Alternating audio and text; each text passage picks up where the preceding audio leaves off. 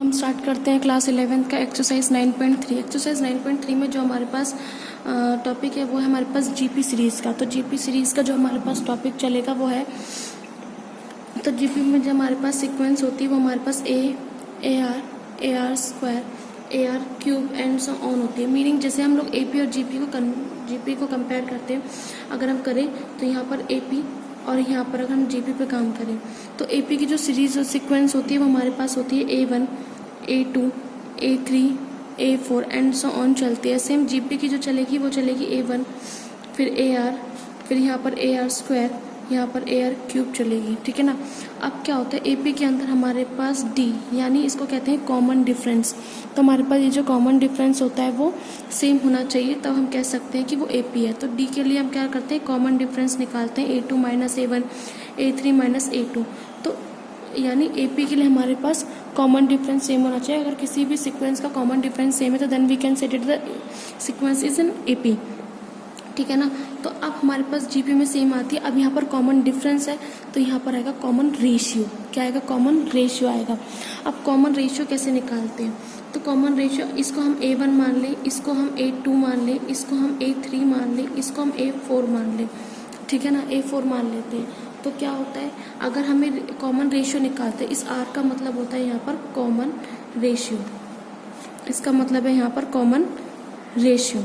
तो R का यहाँ पर कॉमन रेशियो, तो R कैसे निकालते हैं, जैसे हम लोग A2 माइनस A1 करते हैं तो अब माइनस नहीं करेंगे, अब यहाँ पर करेंगे A2 डिवाइडेड बाय A1, फिर A3 divided by A2, A4 divided by A3। तो इस तरीके से हम इसका कॉमन रेशियो निकालते हैं। क्लियर यहाँ तक।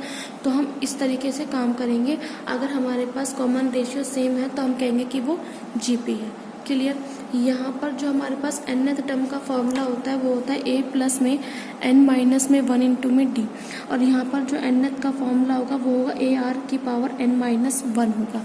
क्लियर यहाँ तक। तो हमारे पास अगर हमें यहाँ पर A5 निकालना होता है तो हम यहाँ निकालते हैं A प्लस में 5 माइनस में 1 इंटू में D, तो कितना आता है A प्लस में 4D। तो ये हमारे पास फिफ्थ टर्म आ जाती है। तो सेम अगर हमें यहाँ A फिफ्थ निकालनी है तो हमें AR n की जगह 5 माइनस 1 रखेंगे तो AR की पावर 4 आ जाएगी और A फिफ्थ टर्म यहाँ से आ जाएगी। तो ये हमारे पास GP के लिए। क्लियर। ये AP का nth टर्म फॉर्मूला, ये GP का nth टर्म फॉर्मूला। अब हम आते हैं सम फॉर्मूले पे। तो सम निकालने के लिए हमारे पास यहाँ पर फॉर्मूला होता है n/2 2a प्लस में n माइनस में 1 इंटू में d। ये हमारे पास AP का फॉर्मूला होता है। और GP के लिए हमारे पास यहाँ पर फॉर्मूला होता है SN a 1 माइनस आर की पावर n अपॉन में 1 माइनस आर। ये SN के लिए फॉर्मूला। GP में SN के दो फॉर्मूले होते हैं। एक हमारे पास फॉर्मूला होता है a आर की पावर n माइनस 1 अपॉन में r माइनस 1। तो ये दो फॉर्मूले हैं। ये फॉर्मूला आप जब लगाओ जब r की वैल्यू 1 से लेस होगी, और ये फॉर्मूला जब लगाओगे जब r की वैल्यू आपके पास 1 से ग्रेटर होगी। क्लियर यहाँ तक। और जब नहीं बोलेगा तो आप ये अप्लाई करेंगे 1 से लेस के लिए। क्लियर। तो हम यहाँ पर काम करते तो यहाँ तक कि आपको सारे फॉर्मूले आपको AP और GP के दोनों समझ आ गए होंगे। अब हम बात करते हैं अपने एक्सरसाइज के क्वेश्चंस पर। Find the 20th and nth term of the GP is 5/2, 5/4, 5/8। हमें क्या दे रखा है, हमें सीक्वेंस दे रखा है। हमें 20th टर्म और nth टर्म हमें फाइंड करनी है। तो 20th और nth टर्म हम फाइंड कैसे करेंगे, तो GP इज, तो पहले हमने GP लिखा क्या है, 5/2, 5/4, 5/8 है। तो हमने इसको हम मान लेंगे A1, इसको मान लेंगे A2 और इसको मान लेंगे A3। तो A1 है, ठीक है। ऐसे हमने यहाँ पर फिर A2 लिख दिया, कितना आ रहा है 5/4 आ रहा है। ऐसे फिर हमने A3 लिख दिया, कितना आ रहा है 5/8 आ रहा है। क्लियर यहाँ तक। अब हमें निकालना है रेशियो। रेशियो कितना equal A2 divided by A1। अब यहाँ पर A2 क्या है, A2 की वैल्यू कितनी है 5/4, तो 5/4 रखा। A1 कितना है 5/2, तो यहाँ 5/2 रखा और इस पार्ट को आपने सॉल्व किया। सॉल्व करने के बाद आपने देखा 1/2 आ रहा है, ठीक है ना। अब अगेन इसी तरीके से आप A3 डिवाइडेड बाय A2 करेंगे, आपके पास अगेन 1/2 आएगा। तो इट मीन्स हम कह सकते हैं कि A2 डिवाइडेड बाय A1 और A3 डिवाइडेड बाय A2 का जो रेशियो आएगा वो सेम आ रहा है। तो सेम हो जाने से हम कह सकते हैं कि GP है। लेकिन उसने क्या बोला है, GP नहीं पूछा, उसने बोला कि 20th टर्म और nth टर्म हमें निकालनी है। तो देखो 20th टर्म, तो मैंने आपको बताया था, मैंने आपको ये बता रखा है कि 20th टर्म की बात करी गई है। तो इसमें हम फॉर्मूला लगाएंगे A n equals to A R की पावर n माइनस 1 वाला फॉर्मूला। अब 20th टर्म निकालने के लिए बोला तो n की जगह 20 रख देंगे और ए आर की पावर 20 माइनस में 1 तो कितना आ गया ए आर की पावर 90, तो ए 20 निकल आया। आपके पास ए की वैल्यू पता है कितनी है 5/2, आर की वैल्यू पता है कितनी है 1/2 की पावर कितना हो गया 19, ठीक है ना। तो आप क्या करेंगे 5/2 और आप इसको अगर ब्रेक करें तो 1 की पावर 19 तो 1 ही आ जाएगा और 2 की पावर 19 कितना आ गया 2 की पावर 19 हम इसको लिख सकते हैं, उसको अलग अलग करके लिखा 5 1 सा 5 और नीचे जो है बेस सेम पावर ऐड हो गया तो 2 की पावर कितना आ जाएगा 20 आ जाएगा। तो यहाँ पर कितना आ जाएगा A20 टर्म आ गई। सेम इसी तरीके से हमें क्या निकालनी nth टर्म हमें पे काम करना था AR की पावर n-1 पे। बस A की जगह 5/2 रखिए, R की जगह 1/2 रखिए कि पावर n-1 और एज इट इज चल रही है। फिर यहाँ पर 5/2 फिर हम इसको ब्रेक करते हैं 1/2 की पावर n-1 आ जाएगा।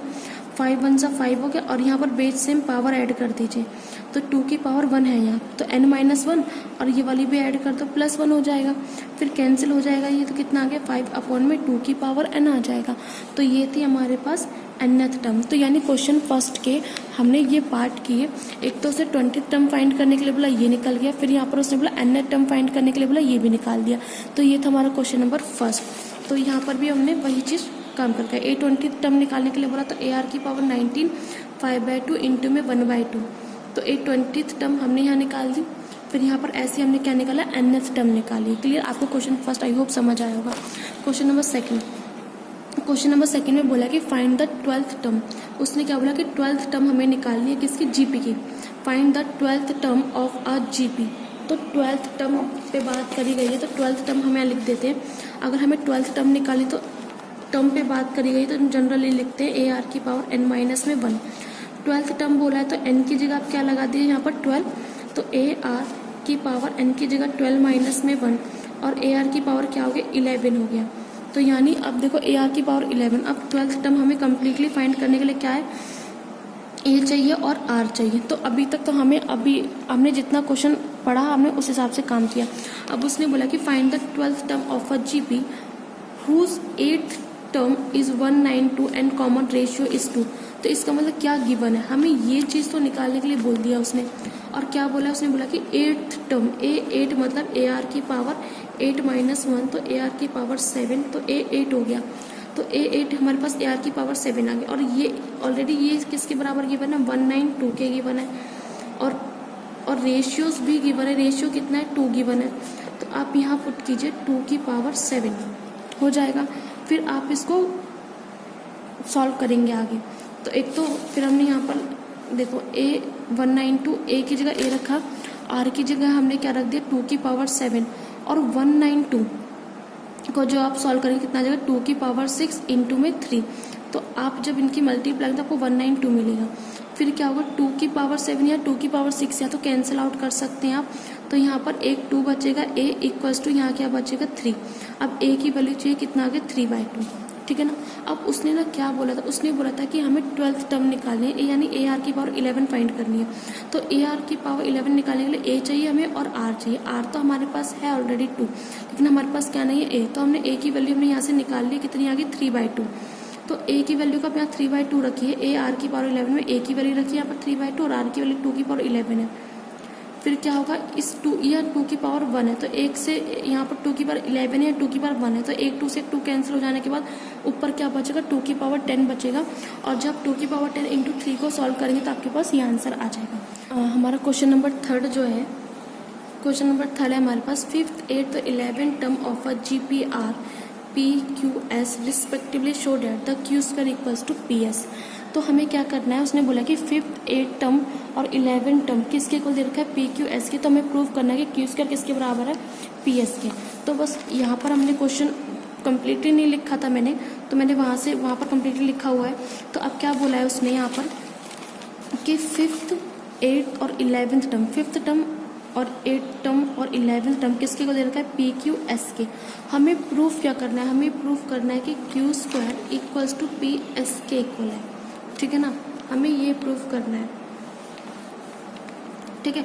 फिर क्या करेंगे हम इसका कि इक्वेशन फर्स्ट इसको इक्वेशन सेकंड इसको इक्वेशन थर्ड माना हमें इक्वेशन सेकंड को इक्वेशन फर्स्ट से डिवाइड करा दीजिए। तो इक्वेशन सेकंड को फर्स्ट के द्वारा डिवाइड कराना है, तो हम क्या करेंगे कि AR 8 यानी 8 term divided by 5th term. तो 8 टर्म हमारे पास AR की पावर 7 अपॉन में AR की पावर 4, और ये किसके इक्वल है Q के, ये किसके इक्वल है P के। फिर हम कैंसिल आउट करते हैं, इस A से ये A कैंसिल हो गया, फिर R से ये R कैंसिल करो तो R क्यूब आपके पास बचेगा Q अपॉन P के। सेम इक्वेशन सेकंड को आप थर्ड से डिवाइड करा दीजिए, ठीक है। जब आप इक्वेशन सेकंड को थर्ड से डिवाइड कराएंगे तो डिवाइड कराने के बाद तो 11th term divided by 8th term, तो 11th को हम AR की पावर 10 लिख सकते हैं, और उसके बाद हम लोग 8th टर्म को AR की पावर 7 लिख सकते हैं। क्लियर। फिर हमने क्या किया, A से A कैंसिल हुआ, इस R से यहाँ पर 7, इसके अंदर R की पावर 10 में से R की पावर 7 कैंसिल हो गए, और कितना बचा, R क्यूब बचा, किसके इक्वल चल रहा है, S/Q के। देख सकते हो जो इक्वेशन हमारे पास 4th आई थी और जो इक्वेशन 5th है, दोनों में ही R क्यूब की वैल्यू है। तो इन दोनों R क्यूब की वैल्यू को हम लोग यहाँ पर बराबर रखते हैं। तो Q अपॉन P और S अपॉन Q रखा, और यहाँ पर हम क्रॉस मल्टीप्लाई करके सॉल्व करें तो ये बनेगा Q² और ये बनेगा PS। तो यहाँ से हमारा ये प्रूफ हो जाता है Q² equals to SP। Clear. Question number 4 हमारे पास है the 4th term of a GP²। तो उसने ना, अब हम यहाँ पर ध्यान रखते हैं, उसने क्या बोला है 4th term of a GP² of it 6th term. तो अब उसने बोला कि 4th टर्म जो है वो स्क्वायर है किसके, सेकंड टर्म के।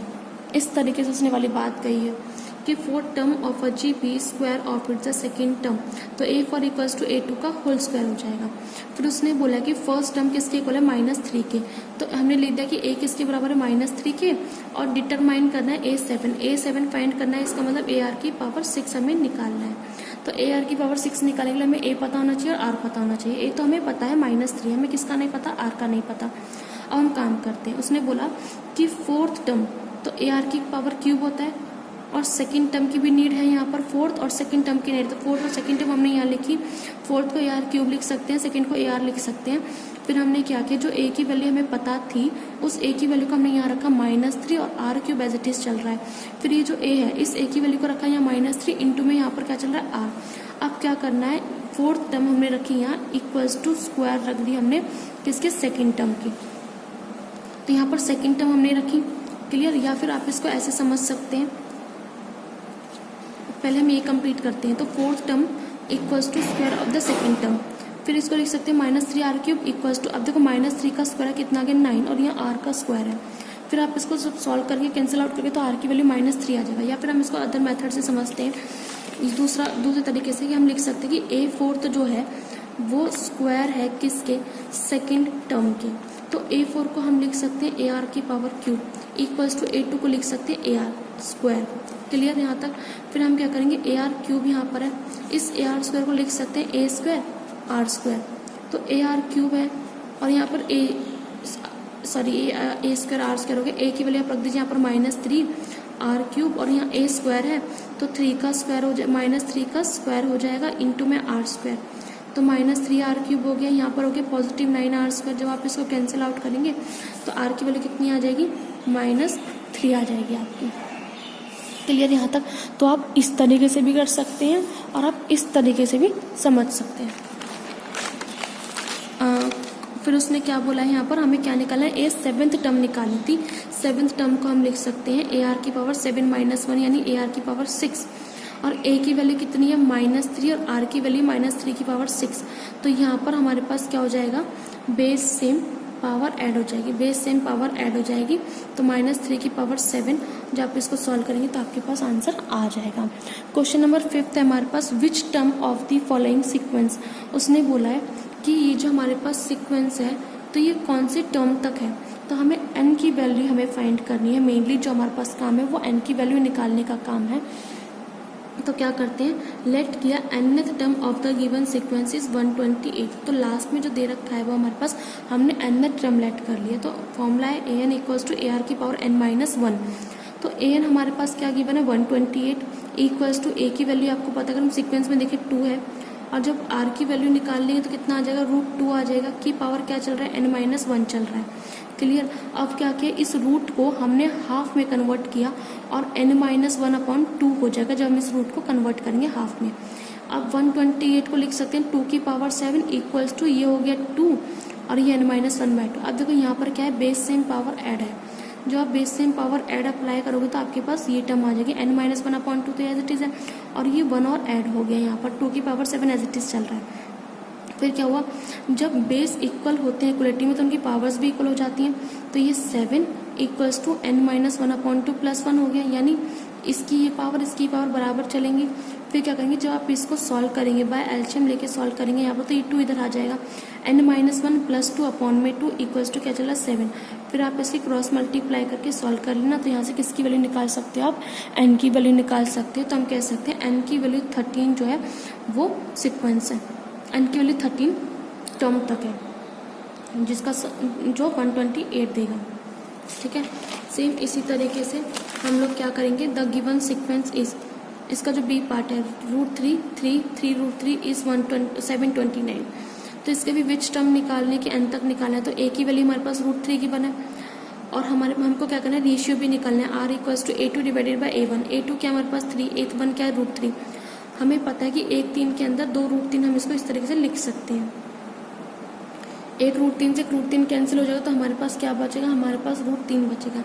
तो हम रेशियो निकाल सकते हैं √3, आगे भी निकालेंगे तो देख सकते हैं रेशियो इनका सेम आएगा। फॉर्मूला है nth टर्म का an इक्वल्स टू ar की पावर n-1।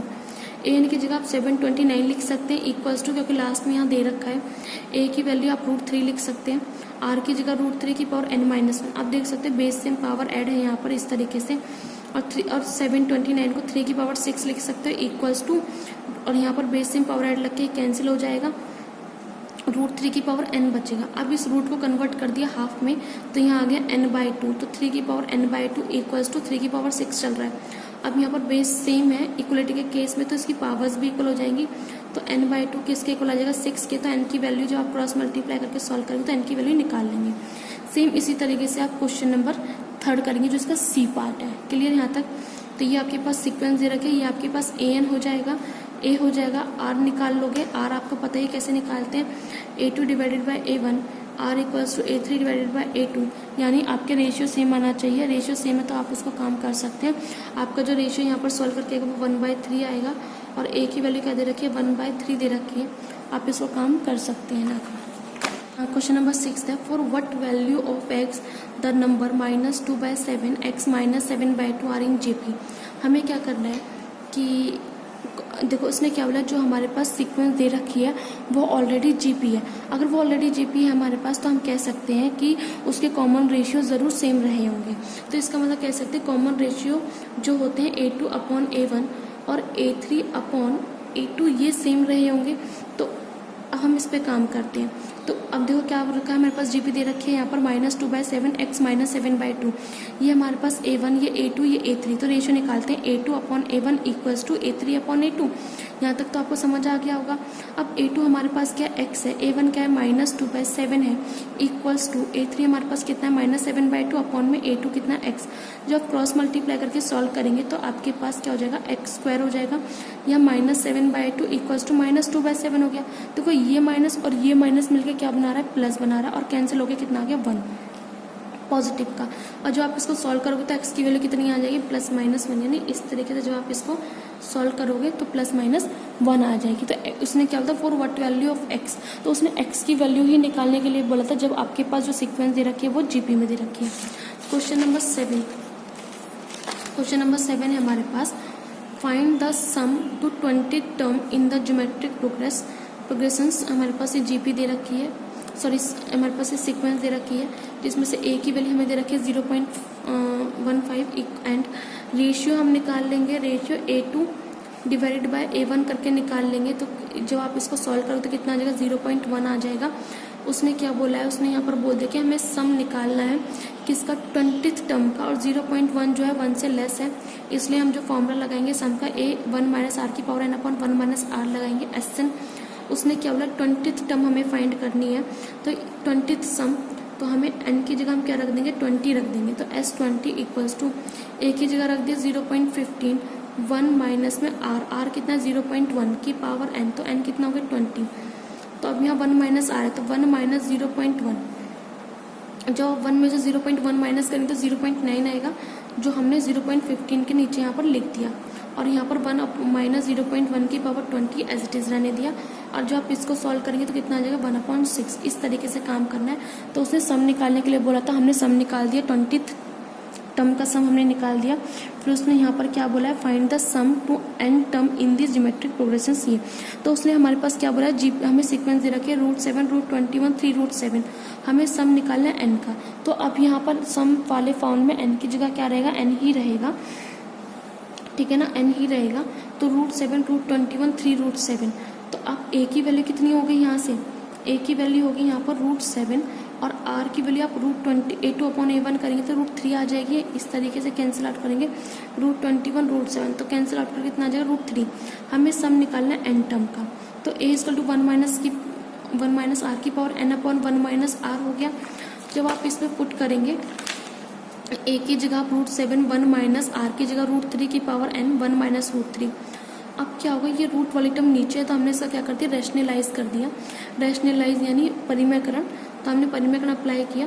तो √7 1 प्लस √3 ये रहा, और 1 माइनस √3 की पावर n यहाँ पर चल रहा है।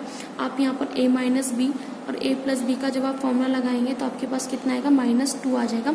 ऊपर वाली टर्म एज इट इज चल रही है, और आप इसको यहाँ पर भी छोड़ सकते हैं, या फिर आप ऐसा आगे इसको काम करना है तो क्या करेंगे हम इसको, तो ये जो रूट है ये हाफ में कन्वर्ट होकर यहाँ क्या बना देगा, n/2 बना देगा, और यहाँ वाला माइनस ऊपर आ जाएगा, ठीक है ना, ये चल रहा है ऊपर। क्लियर यहाँ तक। क्वेश्चन नंबर 9 है, find the sum to n term in the GP 1 minus a² minus a³ if. हमें क्या निकालना है, सम निकालना है n टर्म का। अगर हमें सम निकालना है n टर्म का तो GP हमें क्या दे रखी है, 1 minus a² minus a³। a की वैल्यू 1 है, r की वैल्यू निकल जाएगी जब आप यहाँ से निकालेंगे डिवाइड करके -a। तो देख सकते हो r यहाँ पर नेगेटिव है तो मतलब 1 से लेस रहेगा।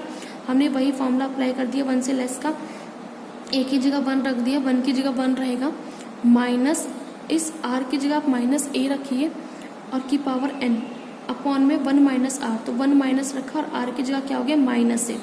ये माइनस माइनस क्या बना देगा प्लस, तो 1 + a, और ऊपर वाली टर्म रहेंगी एज इट इज। ये हमारे पास था सम निकालने का फॉर्मूला। क्वेश्चन नंबर 10 है हमारे पास, find the sum n term. Again हमें सम निकालना है n टर्म का, तो SN पे ही काम करेंगे हम, ये क्लियर।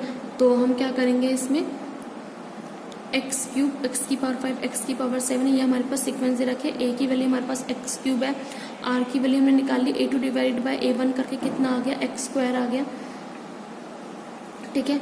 तो हम SN निकालते हैं, a = 1 माइनस में r की पावर n/1 माइनस r। तो a की जगह आप x³ रख दीजिए, 1 की जगह 1 रहेगा, माइनस में r की जगह कितना आ गया x², और यहाँ पर क्या है n अपॉन में 1 माइनस r की जगह आ गया x²। तो आप इसको एज इट इज रख दीजिए तो आपके पास SN निकल आएगा। तो ये थे हमारे पास क्वेश्चन नंबर 10 तक के GP